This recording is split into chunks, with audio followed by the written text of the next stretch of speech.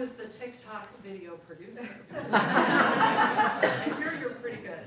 So I want to introduce our author tonight, and then I'll hand it over to Suzanne for the next thing that we're going to talk about. So Suzanne Uttaro, I'm saying it in the Italian way, Samuels, is a legal scholar and former college professor who has long been fascinated by the... Born and raised in Staten Island, she spent much of her life in and around New York City and now lives in a small cottage high in the Adirondack Mountains with her husband, dog, and 2 cats. She is currently working on The Orphan's Wheel, set in 19th century Sicily during the Wars of Independence and featuring a young Rosina Inglese, the Nonna from Seeds. I have another one of these events. So that is my introduction of Suzanne, and now I'm going to ask her to just describe the book for us, and we'll go from there. Thank you. Thank you so much, Amy, and thank you everybody who came, and thank you, as you know, maybe, I've been living with this book for quite a long time, and a number of you have seen versions of this. I'm looking at some of my writing partners right now. And so this book has been in progress for a very long time, and I'm beyond thrilled to be here today, and to be here in this building means so much to me. We've always loved Saranac Lake, we vacationed here, and I've always been intrigued by this museum. So a lot of you haven't read the book yet, so bear with me, I'll give you a little synopsis. This story really is about a young Sicilian noblewoman. Her name is Mimi Inglese, and at the beginning of this story, she is an aspiring artist. This is around the turn of the 20th century. She's an aspiring artist, and she hopes to be the first female painter admitted to the Palermo Art Academy. The story begins in Sicily, specifically Western Sicily, and Mimi is a noblewoman, and as most noblewomen, she is sequestered, meaning that she is basically robed most of the time and hooded and really kept away from the world. And art for Mimi is a way for her to have something of her own and to express herself in a way that she would not normally be able to do given the social mores at the time. And so Mimi is very excited. The beginning of the story is Mimi sort of hoping for this future. And then, unfortunately, what happens is she contracts tuberculosis.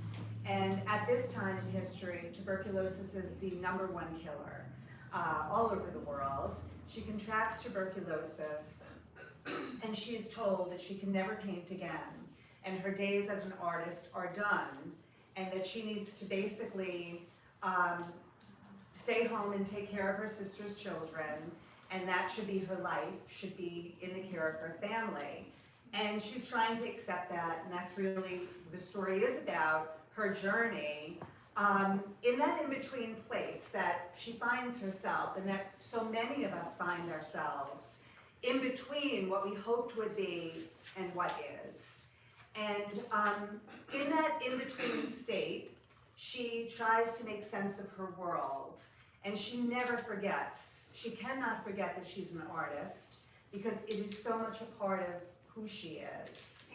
And as the story progresses, she gets drawn into a counterfeiting enterprise. She's a very talented artist, as I've said. Her counterfeits are brilliant. The family comes to New York City, and she then becomes part of this large counterfeit ring. So I'm thrilled to be here at historic Saranac Lake, because so many people came to Saranac Lake in a similar situation as Mimi was in. They came here because they contracted this dreaded disease, and they came here in hopes of a cure. They came here in hopes of at least arresting the progress of the disease long enough that they could live out their lives. And like so many of them were young, like Mimi is at the start of this book.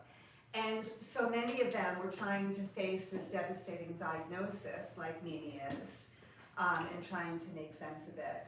And art for them becomes, for many of them, becomes really a lifeline.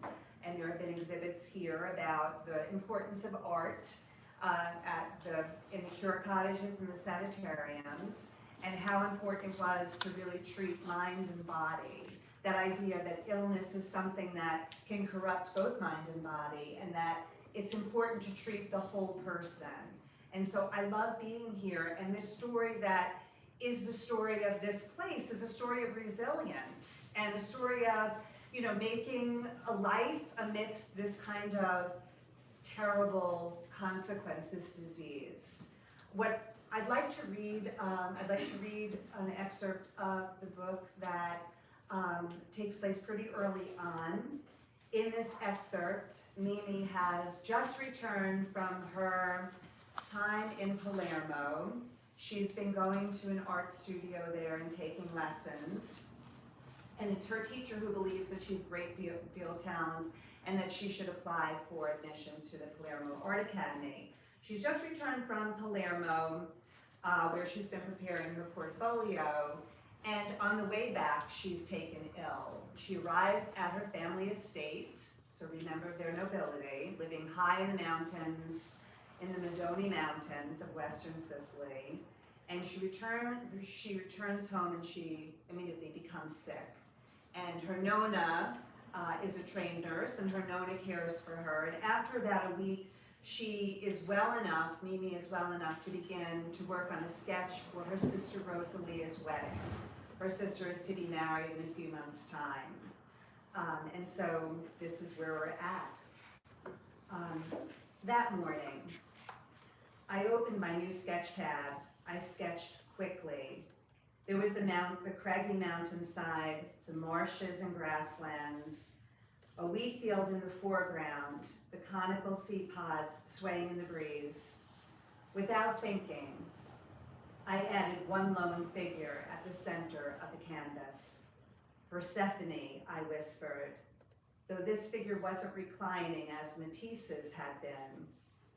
My Persephone's arms were outstretched, like a conductor directing a great orchestra. At her feet was a pomegranate, cut open to reveal the pearly seeds. Lying in bed that night, I told Rosalia about what I'd drawn. I'll give it to you, I said. It'll be a wedding present. You'll show me tomorrow? She asked excitedly. Tio always said that an artist should guard against showing their work too soon. It's like a clay sculpture, he'd once explained, soft, pliable, too easily altered by other people's ideas of what it should be.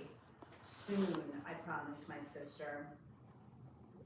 Rosalia put her arms around my neck and drew me close. I had a terrible premonition that she'd never see my Persephone. It was silly. The painting would be done long before she married the Duke or I left for Palermo. I woke up the next morning feeling unsettled. I went to the window and looked out over the Madonis. My eyes found the place where the mountains met the plains. Just beyond was the entrance to Papa's sulfur mines. A labyrinth snaked below. This is where Persephone's power lay, in the underworld. I returned to the sketch. Placing my pencil on its side, I shaded in the place where the mountain met the valley. A smudge to mark the place the grass had burned after last year's mine explosion. The entrance to Hades. On the field in front of it, Persephone, not dancing or making love, but reigning supreme, Hades' queen. I drew Persephone's arms open wider, welcoming everyone to the underworld, just out of sight were the fields of asphodel, with their ghostly gray-white flowers. People who'd lived ordinary lives would spend eternity there, the scent making them forget the lives they had lived. People who'd done extraordinary things went to Elysium, where the wind softly blew and honey-sweet fruit grew in fragrant meadows. Beneath it all lay Tartarus, where the truly evil were sent and the fires burned continuously. I ran my pencil over Persephone again, making her even bigger, more prominent. Before she'd become queen of the underworld, there had been no Tartarus, no asphodel, no Elysium. There was only chaos, where the bad preyed on the good with impunity as they had in life. But Persephone and her seeds had changed all that. I put down my pencil. The sketch was just an outline, pencil marks on linen. But already, there was Persephone, as she should be. There was no Hades cajoling her to stay, or Mother Demeter trying to pull her back to Olympus. Persephone might return to the surface of the earth. After all, there could be no spring without her. But this was her choice too. Though I could see her above ground, her eyes were on the horizon, already counting the days until she could return to the place she'd chosen. I went to my bed, so exhausted that I slept through the lunch bell. When Nona came in and placed her hand on my brow, I was far away. But when she returned a few minutes later and laid that terrible poultice on my skin, I knew I was sick again. I tried to open my eyes, but they were too heavy. Around me there were voices, Nona, Papa, Mama, loud, insistent, fearful, saying something about a doctor. I tried to ask about Rosalia, but the coughing was so bad that I couldn't get the words out. Nona called for more pillows. That helped until it didn't. I started gasping for air. Nona loosened my chemise and pulled off the now cold, stiff poultice. I cried out in pain as the air hit my poor burned skin. Then the maid was there with a small bottle and a cloth. She gave these to Nona, who tipped the bottle over onto that cloth. Without any warning, Nona placed the cloth on my face.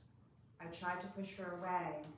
With that cloth over my nose and mouth, it was even harder to breathe.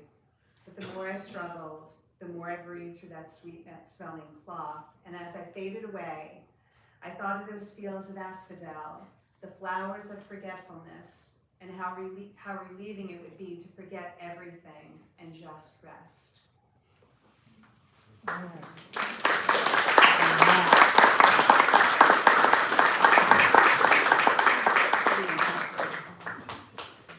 So that makes us all want to read more. Yeah.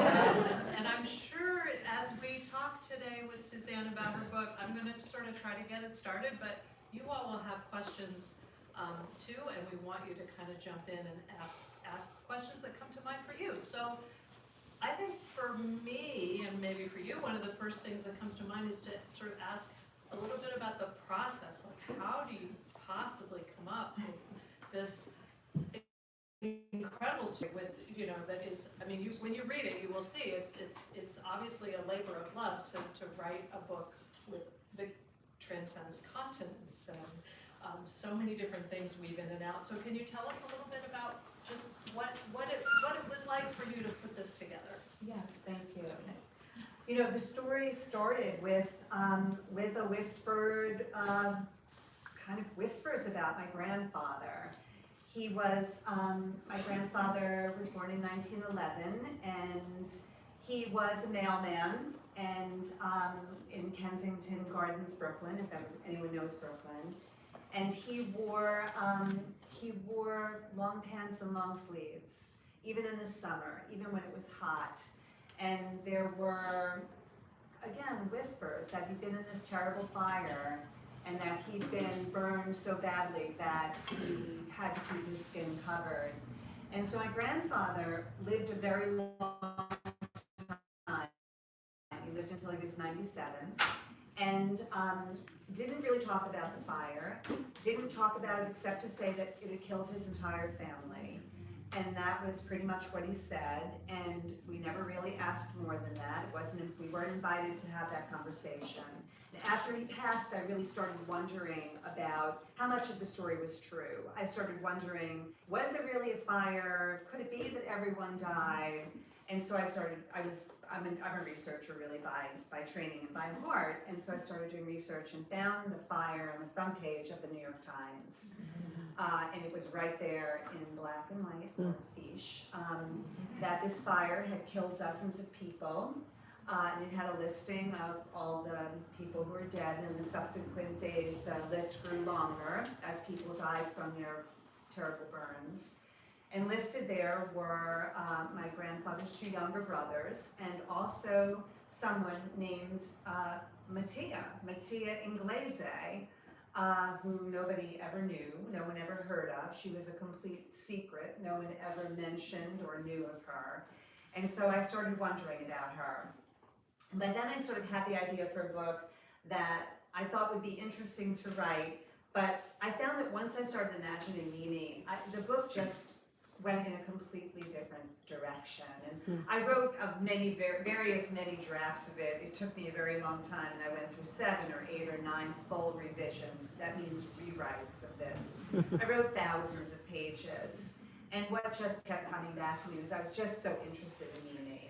And so I started trying to learn about her, and like so many women in particular, or people without property, there was really no record of Mimi. There was no record, except for her autopsy report. There was no record of who she had been or what she had done, except for I had an Ellis Island record, and in it she was made much younger than what she actually was, which I was in consultation with a researcher in Sicily who said that was often done when people had wasting diseases like tuberculosis. So I sort of knew there was some mystery about that, but beyond that, I didn't know much else. And so I just started imagining who she might be.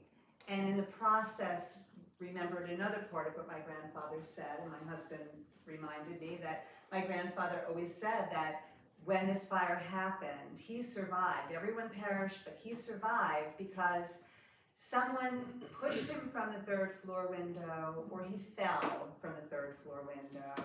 And so as I started doing more research, in particular about the autopsy reports, I realized that my grandfather had likely been in the same room as Mimi and the 2 little brothers. They found the bodies of Mimi and the 2 brothers in the cellar. What had happened was the heat got so intense that the entire building imploded.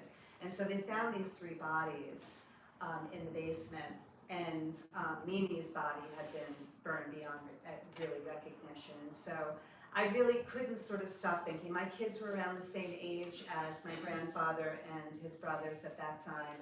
And I just couldn't stop thinking about this idea that perhaps she had sacrificed herself to save my grandfather, that perhaps she was the one who had put him on the windowsill and pushed him until he fell out into the net of the firemen. And so that was really the life of this story, and I started really thinking about who she might have been and what she might have done as part of her life. But yeah, that was the long and short of it. Wow. Is, it came from a secret that was meant to be secret. Wow. And as we know, there are no secrets. And that was pretty much as I started doing more research, realizing that there were a lot of secrets in my family. There were a lot of things that people intended would never be known, and that my grandfather went to his death really thinking would never be known. Wow. So anyway, that's what I hope that answers. Amazing. Thank you, Suzanne. So, I have to talk about tuberculosis because that's what we always do here. So the tuberculosis thing. I think, the TB plays out differently. We noticed this. We know so many different stories of people who had TB and came here with it. It's different for every single person, right? So the course of the disease and the way it affected their lives. And what I love about this book, one of the things I love is that it gives us yet another sort of window into what it was like for this particular person. And I guess one thing that was surprising to me, and it made me realize how I have more to learn about the historical context of this time, which was really around the turn of the century, that illness for her was both a curse and in a weird way a blessing, right? Could you talk a little bit about how that worked in her life? Absolutely. I mean, I think that one of the things that happened is that Mimi came from a privileged class. She was a daughter of a nobleman And that actually is true, and that was bizarre to find out, but they were noble. They had lost a lot of stuff by the turn of the 20th century, but they were noble, which meant that they had access to doctors, and in particular access to surgeries like creating an artificial pneumothorax that was thought to rest the lungs. She had access to the clean mountain air of the Madoni Mountains like we have here. And she had access to, rest and good nutrition, and she had a Nona who was a nurse and had been a nurse in the Wars of Independence and who knew a ton, probably more than any of the doctors knew about what the constant care would be. And so, when Mimi awakes to find that she cannot be an artist anymore, she is devastated. This is the one thing that has lit her up. It's the one way she thought she could have something of her own without marrying and all of that. And one of the things that happens is, they tell her, you can't, you're not going to be an artist now. Your days of painting are over. And so she immediately reacts by saying, well, does that mean I'm not getting married? Because she doesn't really, that's not the path she sees. And one of the things her Nona says is, you're not getting married. Like, that's not open to you either. Because the idea was that the strains of childbearing would be too great, and that would cause her, she would die from that. And so in a weird way, she doesn't go down, she doesn't become a painter.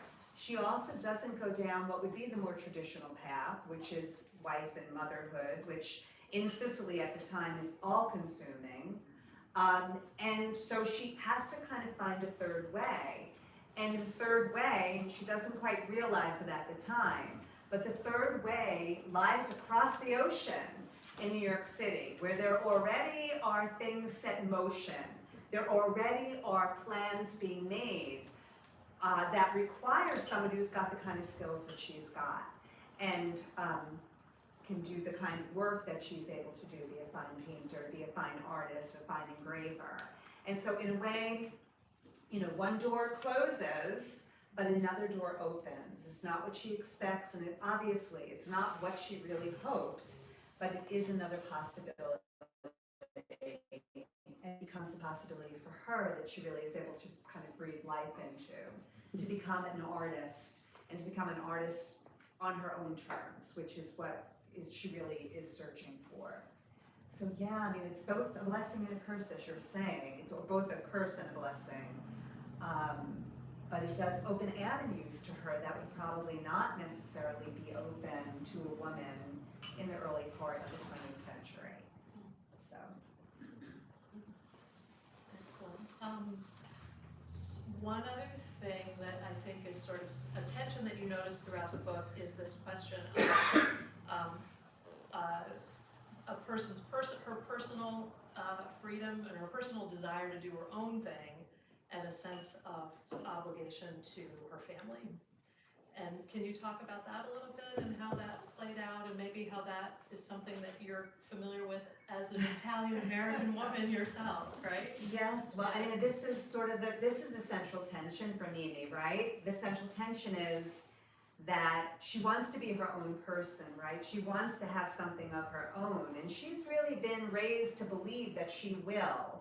She's been raised to believe that she will have this life as an artist where she will be free to do certain things. And that's incredible on its own, and is allowed only because of some things about the Papa that get revealed in the story. But it's incredible that that would even be a possibility.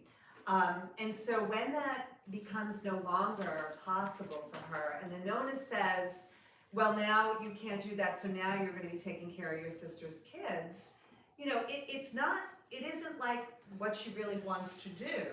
And as time goes on and the story passes, it's not really where she's at. She still longs for a life of her own, and yet this obligation that she feels, which becomes strangely more intense as the story progresses because of a whole bunch of things that happen.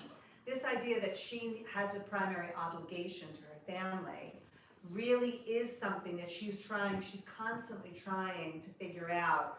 What do I need to do here? She's got this best friend, this BFF Stella, who keeps saying to her, your obligation is to yourself, but that's not how she feels. She feels like she's got to still be on the lookout, first for her sister, and then for her sister's child. For a variety of reasons, she feels a very strong sense of obligation. And that is something that goes throughout the book, that really, that very intense feeling that so many of us have, that very intense feeling that we're being pulled in several directions. And certainly, I mean, I'm Italian American, I'm half Sicilian, like I get that, I understand that very well. That idea is, how much space do I have for myself? Like, how much space is left for myself? I can feel that very intensely, even now, 100 years later, after, my granddaunt, is dealing with these same questions. These are very real questions. I don't think I'm alone. I think many people feel this, men and women, but women especially, feel this obligation, this constant this constant tension between how much space do I have for myself and how much space do I have to set aside. And Virginia Woolf wrote about it 100 plus years ago, right? The need for having a room of your own isn't just the physical space, it's metaphorical as well. And I think that's very much a part of the struggle here. I mean, even to tell this story, quite honestly, my family not so happily. So, I already heard from, I have two older brothers, who already told me they thought this was a mistake for me to put this out there. One of them, in no uncertain terms, told me he really thought it's a family story, it shouldn't be told. It's not something that we should be advertising out there. Which again, if you know anything about Italians or Sicilians, that idea of not airing your dirty laundry is very much a part of that way of thinking. So we shall see. The Zoom launches tomorrow, so we'll see. Well, so speaking of Italian Americans, and the book takes place in Sicily, but mainly in New York City. Can you talk to us a little bit about your exciting programs for that are happening there? So if any of you want to go down to New York City and experience some of this, I hope you will. I would love to. But tell us what you're going to do to promote the book. So I have a bunch of things coming up, and I have about a week and a half long activities in New York City this month. So I'll be at the Brooklyn Book Festival, and I'm also going to be doing a walking tour of the Lower East Side and one of Ellis Island. So the Lower East Side walking tour, I love both of these walking tours, but Lower East Side walking tour is going to basically take us through the places that the streets Mimi would have walked, the places that they would have had the counterfeiting, the real saloon, where in the back of the saloon they were doing the counterfeiting. The Triangle Shirtwaist Factory, where people were trying to figure out how to gain some power, how to gain some agency over their situation. And that's kind of the idea of it, is trying to figure out, how do you gain control of a situation that you don't necessarily have control of? And obviously it's not just women in the early 1900s who are dealing with this, it's lots of immigrants, it's poor people, it's workers, it's people trying to figure out, how do I take care of my family, but also, survive long enough to be able to do what I need to do, and collective action is part of that. So, I'm really excited about that. And the Ellis Island tour will basically be a tour that will take us through the places that the family happen upon in Ellis Island, including the detention facility, because the family is detained there for a time. There are some questions about Papa's credentials, let's say, and so we'll be looking at the dormitories and talking about the legal process, the judicial process on Ellis Island, and kind of what that looked like in 1906. So that's some of the things, some other things too. It's very busy, but the New York, I have several weeks I spent in New York this fall, and it is absolutely thrilling. So So yes, thank you for asking for that. Wow. It's all on my website under the events, but yeah, it should be fun. We should rent a bus. Rainbow Lake comes to New York City. So somebody else have any questions for Suzanne? Please feel free to toss a question. I just wondered, how old was your grandfather during that fire? Was he like a teenager? Or? He was 11 years old. Wow. So it was just before his 11th, I'm sorry, just after, about a week after his 11th birthday. Wow. His brother, Tony, was 9, and his little brother, Eugene, was 7. Wow. So the autopsy reports are absolutely terrifying, I bet. absolutely horrible, because they, you know, there are a number of medical professionals in the room. I mean, an autopsy report is pretty specific about the injuries that have been suffered, and yeah, so it's pretty intense. And we visited the site, and it was the worst fire in New York City since Triangle Sugar-Base Factory. Wow. And because of that fire, it killed dozens of people. And on the 3rd floor, where my family was, almost everyone perished. So that fire wound up, they believe it was set, because they found accelerant. They found there was a baby carriage that somebody had put underneath the stairs and set on fire. And the fire raced up the stairs, and everyone on the 3rd floor, pretty much. There were 3 families. One family lost everybody but the mother. The other family lost everybody but the father. And my grandfather, in his family, he was one of the few survivors. There were other survivors. It's not true that everyone died, but it is true that he died, that his brothers died, his Aunt Mimi died, and his great-grandmother died. But yeah, he was a little boy, and you know, after it, he would tell one other thing he talked about, which is he had this Uncle Vito, who was a doctor, and he was a doctor in Brooklyn, and he had served during the Great War, during World War I, in France, and he had seen all kinds of terrible burns. So when my grandfather was rushed to the hospital, what they did that was more standard, not wartime, but more standard practice, is they would wrap the burns. And so when Vito got to the hospital that night, he was furious and grabbed my grandfather up and rushed him to his place in Brooklyn, put him in the tub, and filled the tub with olive oil in order to loosen the bandages. But my grandfather was so traumatized, he didn't speak for almost 2 years. He had selective mutism. So it was quite a terrible, whatever happened there, he never talked to us about it. He never talked to any of us about it. My husband sort of had his ear toward the end of his life, because if you know my husband, you know how that could be. He was very kind and very soft-spoken. And to Stephen, he said some things, not related to the fire, but about some other stuff he had been involved in. But to the rest of us, he said nothing. There was no words about any of that. So yeah, it's quite terrible. And not uncommon. Not an uncommon thing. Right. So. How old was Mimi at that time? Great question. Mimi at that time was 30. Oh, jeez. She was not quite 30. She was 29. She would be 30 in January. She's a young woman. And there's only one surviving photo of Mimi, and it was in the Daily News, I think, posted it. And actually, when we were working on the cover for this story, my publisher, we went around with several different covers, and nothing was sort of right. And she said, my publisher came to me and said, do you have any photos of Mimi? And I said, well, yeah, I have one photo. It's like I have this Daily News photo. And I sent it to her, and that's what the cover is based upon. Wow. So the cover, then the artist took and then did this cover. And so if you see the lady sitting over here, my daughter, there's this very strong family resemblance. I'll say. My daughter. Yeah. So it was pretty wild to see this when it came across my computer, and to sort of see her made now.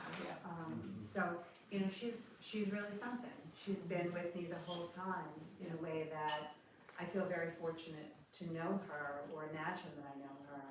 But yeah, she was a young woman at the time. was their reasoning for leaving Sicily in the first place? What a good question. So, Sicily in 1906 for a nobleman was not what Sicily had been even 50 years before. And the family was falling on really, really hard times. The father, Papa, or Antonino, basically was in debt up to his eyeballs.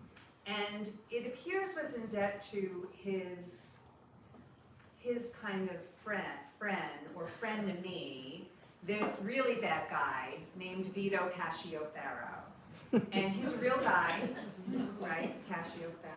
I think that, I know my Latin scholars have told me it has something to do with iron. And Vito Cascioferro was the reason that Antonino and the family were detained, most likely at Ellis Island, because Vito Cascioferro was a really bad guy who really wanted to come to the US but kept doing insane things. Like they found that he had ordered this guy killed, they stuffed the body in a pickle barrel, cut off the arms and legs and head, and it was a barrel murder, and he was very well known. There were posters of him everywhere. And so Vito probably had something to do with the idea of why they came to the United States. And immediately Antonino was set up with this grocery. So he was set up with this grocery in East Harlem. And you know, it's a grocery, right? So they're getting boxes and boxes and boxes of things, including boxes of olive oil. And it appears what was happening at the time is that Vito was printing off fake money, putting it inside, I know, it's great, isn't it? Putting it inside the olive oil, you know, rolling it and sending it overseas. So that people like Antonino, the shopkeeper, would then receive the money and then launder it, essentially. They were doing money laundering. So I have a feeling they left because the family was not sustainable. The estate was probably in complete disarray. And also I think that Antonino, being who he was, very troubled person, this is the papa in the family, he was grasping at a chance of having something of his own as well. He was bastard, he was born a bastard. His mother left him in the orphan's wheel, which was what they would do with babies who were unwanted or couldn't be cared for. And he had no name, he had no father to claim him, which in Sicily is a big deal. And he wasn't accepted by the nobility and wasn't accepted by the mafia, which was getting much stronger over time. And so I think for him, this was a way to have something, to do something, to be somebody. That's my suspicion about it. I obviously don't know that. I just suspect that that's, I know what happened so in terms of socioeconomics of the noble class, and I know what happens with that family. And so, yeah, that's what my thinking is. And the Nona is a big part of that. The Nona is, eventually she claims him. Eventually he's 40 years old, she's 60 years old. She goes to the town hall and she says, yes, it's true. I had a bastard child. This is my bastard child. And she goes through all the social disgrace of it in order to give him the family name, to give him the Inglese name, because that meant that he couldn't inherit the estate essentially.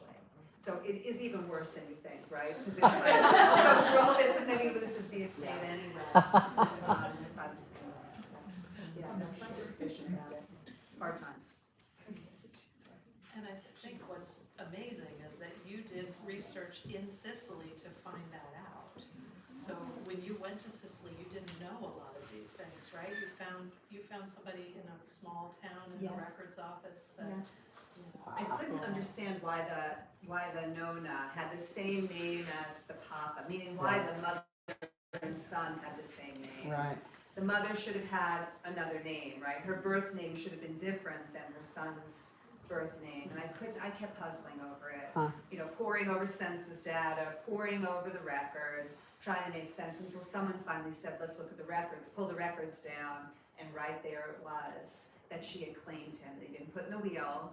He had the name Canestrino, which marked him as a bastard, and that at some point she'd come back and they crossed the name out. Wow. And very unusual, extremely unusual, especially for an adult. in that situation. But again, I think she was desperate. I think there was a lot of desperation. So, but yeah, that was really, that was quite something to find out. So, Was there a language barrier in doing research in Italy? huge. And you know, in Sicily, they speak also, there's Sicilian, right? So it's even worse. So if I have a little bit of Italian, not very much, but I have some in a small town. This is a very tiny town, all the way up in the foothills of the Madoni Mountains. So I don't speak Sicilian, but I had somebody with me who was able to translate because I couldn't have spoken it if I tried. I mean, they're trying to save Sicilian. It's apparently a dead and dying language, but yeah, it's a huge barrier. And so for the next book, I'll be in Sicily for a period of time doing research. I'm going to have to sort. I know. I'll have to sort that piece out. Yeah, it is a barrier for sure. And also, you know, the circumstances too. Like, you know, we're living now. It's the United States. I'm used to this. This is what, I mean, I was a lawyer, and I sort of understand a particular kind of, you know, the sociology. I understand the culture. But the culture of Sicily is completely different. Even now, it is a completely different. It's a culture that's very complicated. It's a country that's been invaded over and over again. And people have that kind of mentality of, you cannot really trust outsiders. You cannot really trust anyone but your family, is still very much like what my brothers were saying to me, is actually still very alive there. Like, don't tell anybody anything, you keep secrets in the family. And so that is absolutely a barrier as well, the kind of cultural barrier. Suzanne, has your brothers read the book? So they have read one of the very, very early drafts, and they were not happy with that. They were very unhappy because it doesn't, you know, and I understand why. You know, my name is Suzanne Samuels, right? I don't have, Uttaro is my maiden name, I go by professionally, but my brothers really felt like it's already bad enough for Italians, right? It's already bad enough, everybody thinks about that there's a mafia connection, and well, come to find out there is. So, I don't know what to say about that, but there definitely is, and it's right there. It's in the records, in the criminal records. Yeah. So, but I think for them, yeah, they're not that interested. One of my brothers in particular, just not very interested, and so that makes, you know, that's kind of hard. But I respect his concern, and you know, this is the thing is, writers are, you know, if you put stuff out there, you're trying to make the world come alive in a way that's real. And the world is so messy. I mean, maybe you have this experience. Life is really messy. Life is really messy, and so we're all having to deal with these kind of dualities in our lives, and things that seem to be one way but are some other way, things that are disappointing, tragic. You know, that we're all dealing with this, and so to brush it under the rug and say we won't deal with that, we'll pretend that doesn't exist. I understand it, but it's not my code. So yeah, it's unfortunate. We'll see. You know, we shall see. The world goes on, life goes on. There's a lot of turns of the wheel, and so I try to remember that too. I think something that happens here at the museum is we tend to get the positive stories, and and we tend to retell the positive stories. And part of that is that, you know, to be able to record your story, you need to survive TB. You need to have the wherewithal to be able, you know, you need to be healthy enough to be able to write about it. And if life is hard, chances are you're not writing about it. Very good point. It's just sort of the human impulse to kind of cover up or not be able to share. And so it's something that we're often sort of asking ourselves, okay, well, we have this story, but this story isn't necessarily symbolic of everything that people went through. So we appreciate that you're, you know, getting into the dark side, because I think that is often harder to get to. Well, the hidden histories too, the things that don't turn out, I think that is a really excellent point. The things that don't turn out as a happy ending, and if you just sort of see as a happy ending and not what's in between, which I think is really, I think that's the most beautiful part of this, is what do you do between kind of getting this terrible news and living, like how do you live your life?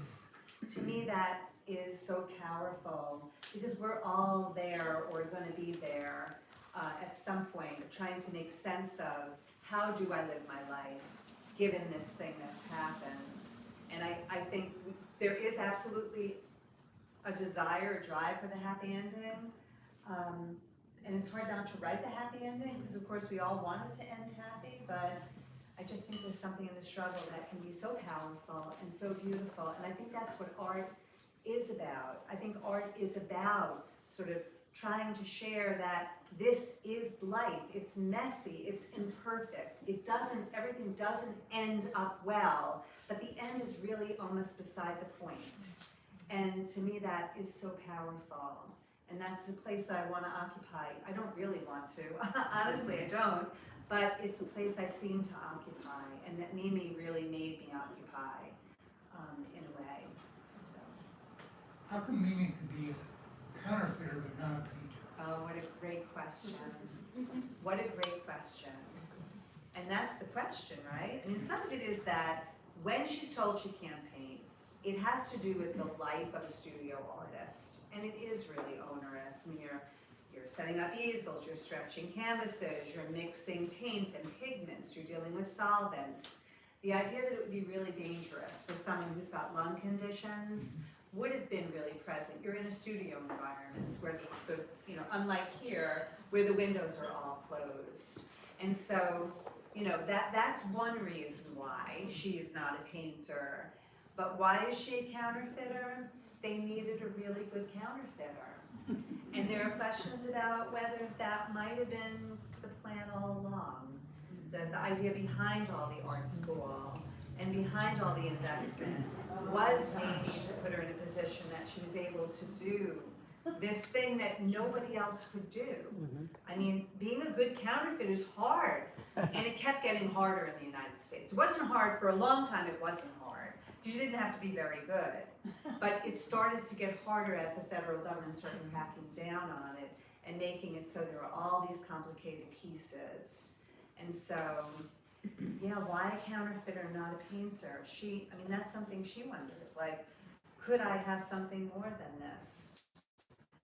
Especially she's living, right? She lives, this like that 10-year period. She's living through what could potentially be relapses. She's living through them, and she's saying, I want to do something of my own. Counterfeiting is really just copying someone else's design, right? What about what I have to say? And that's something she has that in her mind as well. Like, this isn't really art. Art is something that I would make, that's my own. But yeah, I think it probably had to do more with the life of the studio artist plus this other overlay, which was that there is a question about whether that might have been why the family even went to the United States to begin with, right? Is that there wasn't anybody with that training, and they were getting caught with fake money. It was getting caught with fake money right and left because it was so badly executed. They didn't really know, because Sicily, you don't know what a $5 bill looks like, really, right? You don't really know if the color is a little bit off. They kept trying to figure it out, and that is the reality. That is a lot of what they were trying to figure out, was how do we do this? What does it look like?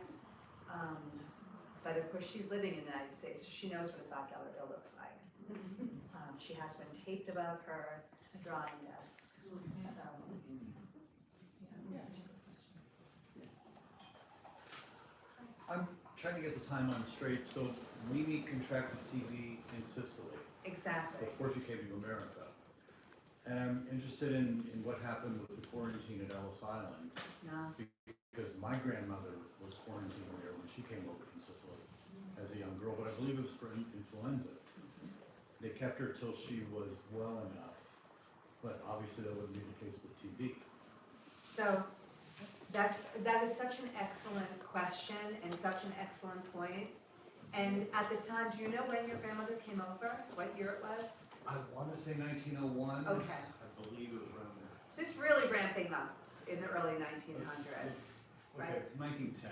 So, I mean, there are many people coming through Ellis Island at that point, Oh, yeah. and many people coming through who were sick, right? So, who are coming through third class steerage passengers, who are coming through, who they can tell right away there's something wrong with, like the line inspection that the doctors are doing. They're getting like chalk marks on their shirts for things like influenza, or other things too, like senility, which was presumed if you were more than 50 years old.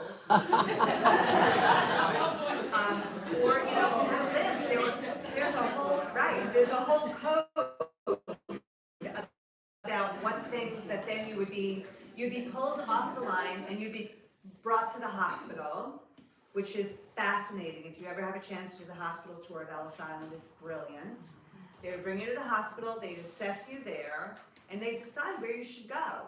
So if you had smallpox, they would put you in the smallpox wing. If you had TB, they'd put you in the TB wing, right? I mean, they put you wherever they thought you should go, and then they try to figure out, the doctors, and especially the nurses, who are incredibly humane, would try to figure out how can we get this person well enough that we can release them, or are we just getting them well enough that we're gonna ship them back? And that was the goal, was not to send somebody who was so sick that they would die on board the ship, but that they would be well enough to get wherever they had to go. So Mimi's family doesn't come through steerage, they come through second class. And because they come through second class, they got their own doctor. And it's pretty clear, because Mimi has some issues on board, that she's sick. It's pretty clear that she's got something going on. But as is the way, doctors can make decisions. It's their discretion, and it's this doctor on board makes the decision that the family, which is kind of giving him tips, right? Saying like, here's a $5 bill for you. Thank you so much. Here's another one. Thanks for coming. They make a decision that this family actually, even if they have an invalid, is probably still going to be okay. Because the point was not that they wanted to keep contagion out. I mean, that was the point. But the real point is that they didn't want you coming over here and then having to go on the dole, right? They didn't want you then having to be in need of public support. So if the family was well off enough, then that kind of arrangement could be made. They weren't detained because of Mimi, though she's very fearful that that's why they have been detained. They're detained because there's some issues of legality with the father. And that probably is the reason that they're detained. But yes, the Ellis Island lines were incredible places. There are estimates that 10% of the people coming off the boats in 1907 were being detained, either for medical or legal reasons. Sometimes it was that they just didn't have enough money, they didn't have the $25 in their pocket that they needed, or they couldn't put them in touch with the family member that was going to sponsor them. But sometimes it was that there were real issues in terms of what they were bringing with them over, because there was a lot of illicit activity, a lot of criminals making their way through in between places. Because to the Sicilians, the United States was the Wild West. They really saw it as a place that was lawless. They thought because it had all these different levels of government, all these different states, all these different police corps, they thought we're going to go over there, nobody's really in charge, especially compared to what was happening in Sicily. We're going to be able to do whatever we want. And they were right. For a long time, they were right. And so that's the reason they came. And a lot of them got through Ellis Island without getting caught and made their way in. So there's that thought of Ellis Island that only the good people came through. They pulled themselves up by the bootstraps, but actually, it was so many people coming through that it was impossible for them to monitor. It was absolutely impossible for the federal government to monitor what was going on. And so that's, I think, what happened here. But, yeah. I think, couldn't you say, this is speaking for my husband's family that's also from Sicily, so a little plug for them, would be that part of what really fed the organized crime on this side of the ocean was the fact that it was really hard to be an immigrant, especially a Sicilian in this country. And so it was also a response to that situation, right? Absolutely. It wasn't necessarily that all the bad Sicilians were coming here, Absolutely. but I mean, in some towns in Sicily, half to 3/4 of people under 30 years old left, right? So they cleared out entire sections of towns. But absolutely, they got here and then realized, wow, what work am I going to do? Am I going to have a place to live? Because a lot of places were not open to people who were, Southern European. They were not open, they couldn't find housing, there weren't necessarily jobs. So it was absolutely a response to that system, which was a patronage system. People were, the patron was able to put you in, was able to find the apartment for you. The patron meaning that local boss on the Lower East Side or Italian Harlem. They were able to find a job for you. They were able to find a house for you to live in, an apartment for you to live in. So it wasn't like they came here and everybody held their arms open. It was absolutely a very harsh environment to be thrown into, and not one where everybody was welcome. And a few years later, the federal government really began to clamp down on immigration, especially immigration from Southern Europe, because the idea was that it was not the best and brightest who were making their way over here. And so they became really strict quotas about how many people could actually come in, how many people could come in, and there'd be a very strict quota about, how many Jews could come in, how many people from Italy could come in. Very, very strict quotas. If you were from Northern Europe, the world was always open to you. But if you were from Southern Europe or, countries that were more what we would consider to be Central Europe, it was a quota system that was in place for quite a long time, actually, after that. So, yes. any other questions or comments? Audience members? I want to make sure that we invite everybody to enjoy the Sicilian cookies. So save one for me. And there's some beverages, and go ahead. There is a giveaway, so thank you. The cookies are